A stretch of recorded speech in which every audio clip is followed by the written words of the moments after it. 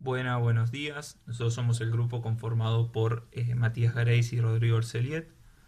Eh, Ahora vamos a mostrar la implementación de nuestro circuito flip-flop RS maestro-esclavo, implementado con compuertas, tal como lo solicitaba el trabajo práctico, y también utilizando diodos LED para mostrar los estados de las entradas y de las salidas. En el esquemático del circuito podemos ver que utilizamos un total de 8 compuertas NAND. 4 se corresponden a lo que sería el flip-flop maestro y las otras 4 al flip-flop esclavo. Además utilizamos una compuerta NOT para el clock, es decir, la señal de reloj, ya que esta llega en estados opuestos al flip-flop maestro y al flip-flop esclavo. Esto quiere decir, cuando llega un 1 al flip-flop maestro, llega un 0 al esclavo. Y lo mismo en el caso contrario. Además utilizamos diodos LED con sus respectivas resistencias, tanto para mostrar las entradas, es decir, S, el clock y R, y las salidas que vendrían a ser Q y Q negada. Bueno, ya pasando a la implementación del circuito en la protoboard, nosotros utilizamos pulsadores de dos estados con retención, que lo que nos permiten es que cuando el interruptor o el pulsador se encuentre en una de sus posiciones, nos conecte la entrada directamente a tierra, o si se encuentra en la otra posición, nos conecta la entrada directamente a VCC. En nuestro caso nosotros utilizamos una fuente de tensión de 12 volt. El motivo por la cual lo utilizamos es porque es la que teníamos a disposición, y además leyendo el datasheet de, de los integrados que utilizamos, vimos que la tensión de trabajo iba desde los 5 a los 18 volts. Por lo tanto, consideramos que era adecuado utilizarla. Bueno, como se puede ver, acá utilizamos los diodos LED con sus respectivas resistencias para mostrar las entradas, que sería S, el clock y R. Y luego utilizamos dos integrados que son el CD4011, que son integrados que internamente están compuestos por 4 compuertas NAND. Y como nosotros, como lo dijimos, utilizamos 8 compuertas NAND, necesitamos 2 de estos integrados. Y luego utilizamos el integrado 4049, CD4049, que es un integrado que está compuesto internamente por 8 compuertas, no, perdón, por 6 compuertas negadoras. Bueno, esta negadora nos permite para justamente negar la señal de clock. Luego a la salida podemos ver que tenemos dos diodos LED, este sería Q y este sería Q negada, con sus respectivas resistencias. Y además nosotros decidimos para la implementación añadir dos diodos LED que nos muestren la salida del flip-flop maestro y por tanto las entradas del flip-flop esclavo. Esto a fin de poder también demostrar o comprobar cuál es el funcionamiento del clock y cómo influye el estado de este en el circuito. Bien, ahora pasamos a explicar un poco lo que sería la tabla de verdad. Antes de comenzar con la explicación de la misma, nos gustaría comentar el funcionamiento o la función del clock. El clock lo que nos permite hacer es habilitar o deshabilitar el funcionamiento de uno de los flip-flop. Es decir, este circuito está compuesto por dos flip-flop donde la salida de uno está conectada a la entrada del otro. Bien, el clock lo que nos hace es una especie de habilitación o de que nuestro circuito flip-flop funcione. Si el clock se encuentra en 1, entonces el flip-flop funcionará y responderá a esta tabla de verdad. En cambio, si el clock se encuentra en 0, lo que hará es deshabilitar el circuito flip-flop y este mantendrá su salida el último estado con el que se encontraba. La característica también que tiene este circuito es que el estado del clock es contrario en ambos flip-flop. Es decir, que mientras el flip-flop maestro se encuentre habilitado, el flip-flop esclavo se encontrará deshabilitado. Y de forma contraria, cuando el maestro se encuentre deshabilitado, el esclavo se habilitará. Entonces, pasando a la tabla de verdad, considerando ¿no? que el clock se encuentra activado y por lo tanto nuestro circuito flip-flop, tenemos las siguientes combinaciones. En el caso de que S y R sean 0, bueno, aquí el circuito responderá de la siguiente forma. Mantendrá a su salida el estado anterior en la que se encontraba. Es decir, que por ejemplo, si a su salida tenía 1, 0, mantendrá esa combinación cuando le ingresemos un 0, 0 a la entrada. Entonces se reconoce que es un estado de memoria. Luego podemos tener un estado en el que en la entrada S tenemos un 0 y en la entrada R un 1.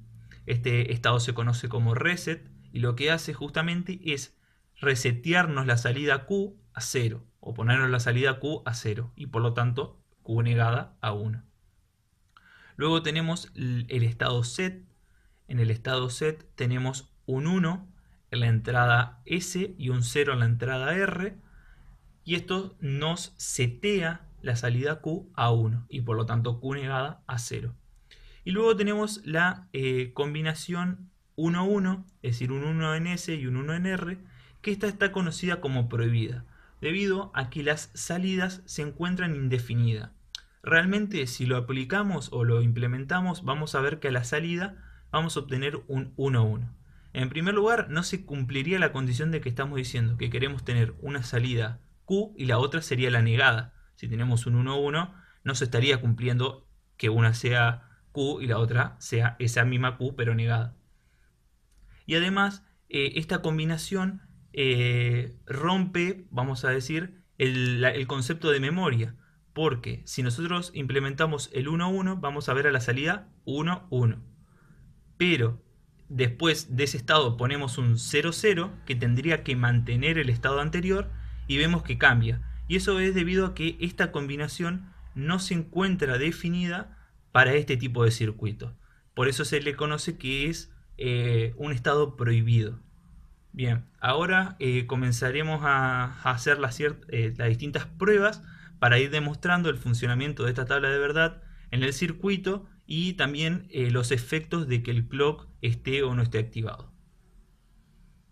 Bien, comenzamos primero considerando que tenemos el clock en estado 1, el clock encendido, por lo tanto el flip-flop maestro se encontrará habilitado y responderá a las distintas entradas que le ingresemos, mientras que el flip-flop esclavo se encuentra deshabilitado y no variará, aunque varíen las entradas, que en este caso serían las salidas del maestro.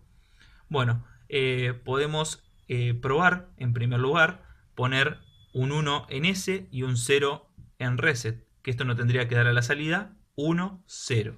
Lo probamos y vemos que efectivamente sucede. Nos está seteando la salida del flip-flop maestro a 1, 0, mientras que el flip-flop esclavo no varía debido a que se encuentra deshabilitado. Vamos a probar, por ejemplo, la combinación 0, 0, que nos tendría que mantener este estado, no lo tendría que variar. Entonces lo volvemos a desactivar y vemos que este estado se mantiene. Entonces está funcionando también el estado de memoria. Ahora probamos un 1 en el reset y un 0 en el set.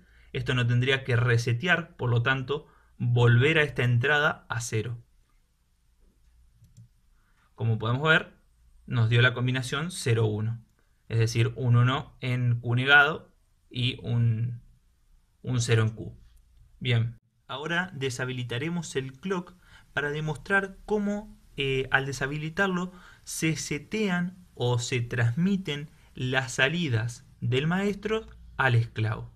Para eso vamos a cambiar la combinación del maestro, así podemos ver esta transición de estados.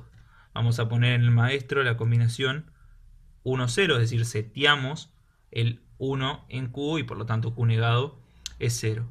Ahora, al deshabilitar el clock, lo que debería suceder es que esta combinación se setea en el esclavo. ¿Y esto por qué es? Porque si nos vamos a la tabla de verdad, nosotros debemos ver que el esclavo es un flip-flop, por lo tanto responde a esta tabla de verdad cuando tenga su clock activado, que sería cuando este se encuentra apagado porque pasa por una negadora. Podemos ver que si recibe la entrada la combinación 1, 0, que es la que se encuentra acá, tiene que responder con la salida 1, 0, es decir, un 1 en Q y un 0 en Q negada. Entonces, deshabilitamos el clock Y otra cosa que debería suceder es que la combinación que existe en el maestro no debería variar, porque como se dijo, cuando se deshabilita el clock, se deshabilita también el flip-flop, por lo tanto debe mantener su estado anterior y no debe variar. Entonces, ahora sí, deshabilitamos el clock y vemos cómo se transmite el dato o se setea el dato. Deshabilitamos el clock y podemos ver cómo en la salida de todo el circuito, del circuito flip-flop RS maestro esclavo, tenemos esta combinación. Y en el flip-flop maestro no varió su entrada. Ahora podemos ver que podemos ir variando las entradas y no sucederá nada debido a que, como dijimos, al clock encontrarse deshabilitado, no habrá variaciones en las salidas del flip-flop maestro. Y por lo tanto, si no hay variaciones en la salida del flip-flop maestro, aunque esté habilitado el flip-flop esclavo, no va a haber variaciones, porque justamente las salidas del maestro son las entradas del esclavo. Bien, de esta forma demostramos y mostramos el funcionamiento del circuito y los diferentes estados en los que éste se puede encontrar. Como última prueba vamos a volver a habilitar el flip-flop maestro para setearle otro valor y ver que realmente tampoco varía la salida. Por ejemplo, lo prendemos y le seteamos la combinación 1-1 en el set. Bien, como podemos ver, varía, y si ahora desactivamos el clock, este dato, como es la entrada del flip-flop esclavo, se transmitirá a esta salida, debido a esta tabla de verdad presentada hoy. Desactivamos y vemos cómo el dato se transmite. Y bueno, con esto concluyen las pruebas realizadas con respecto a este circuito. Y bueno, muchas gracias por ver el video.